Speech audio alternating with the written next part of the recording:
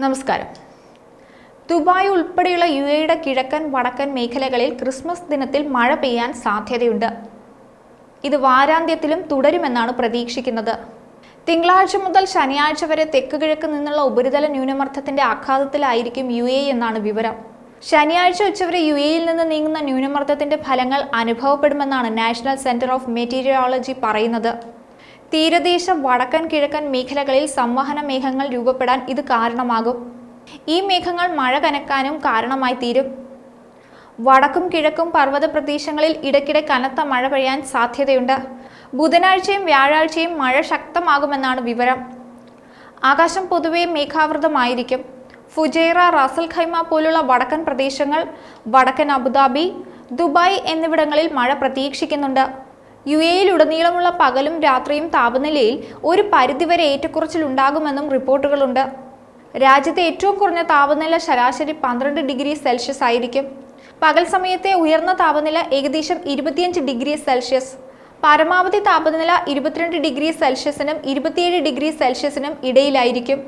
യുഎഇയുടെ ആന്തരിക ഭാഗങ്ങളിൽ താപനില 6 ഡിഗ്രി സെൽഷ്യസ് മുതൽ 12 ഡിഗ്രി സെൽഷ്യസ് എന്നതിലേക്ക് താഴും. അതേസമയം തീരദേശങ്ങളിൽ താപനില അല്പം ഉയർന്നതായിരിക്കും.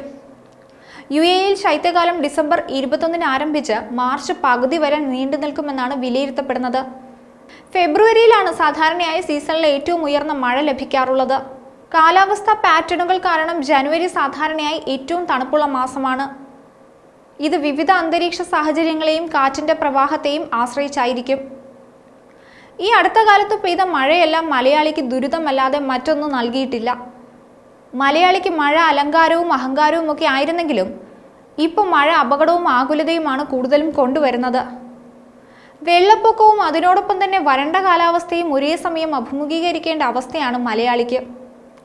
1950 മുതൽ 2021 വരെയുള്ള മഴയളവ് നോക്കിയാൽ അതിതീവ്ര മഴയുടെ എണ്ണവും ശക്തിയും വ്യാപ്തിയും ഒക്കെ കൂടിയിട്ടുണ്ട്. മാനം കറക്കുമ്പോഴേ മലയാളിക്ക് ഇപ്പോൾ നെഞ്ചെടുപ്പ് കൂടുകയാണ്. 1950 മുതൽ 2021 വരെയുള്ള മഴയളവ് നോക്കിയാൽ അതിതീവ്ര മഴയുടെ എണ്ണവും ശക്തിയും വ്യാപ്തിയും ഒക്കെ കൂടിയിട്ടുണ്ട്. മഴ അടുത്ത കാലത്ത് കൊണ്ടുവന്ന ദുരിതമൊന്നും മലയാളികൾ മറക്കാനിടയില്ല. 2022 തന്നെ കണക്കിലെടുത്താൽ ജൂണിൽ കാലവർഷം തുടങ്ങി ആദ്യത്തെ 1.5 മാസം കേരളത്തിലെ എല്ലാ ജില്ലകളിലും തന്നെ മഴ 30 മുതൽ 60% വരെ സാധാരണ രീതിയിലും കുറവായിരുന്നു. പിന്നീട് പലപ്പോഴായി അതിതീവ്ര മഴയും മേഘവിസ്ഫോടനവും സംഭവിച്ചു. മണ്ണിടിച്ചിലും ഉരുൾപൊട്ടലും വെള്ളപ്പൊക്കവും വഴി പലരുടെയും ജീവനും ജീവിതമാർഗവും പൊലിഞ്ഞു. അതിതീവ്ര മഴയും വെള്ളപ്പൊക്കവും സംഭവിച്ചെങ്കിലും കേരളത്തിന് മൊത്തമായി കിട്ടിയ മഴ ഇപ്പോഴും 10% കുറവാണ്. തിരുവനന്തപുരം, ആലപ്പുഴ ജില്ലകളിൽ മഴക്കമ്മി 20%-ന് മുകളിലാണ്. കാലാവസ്ഥാ വ്യതിയാനത്തെ ചെറുതായി കാണാവുന്ന ഒന്നല്ല.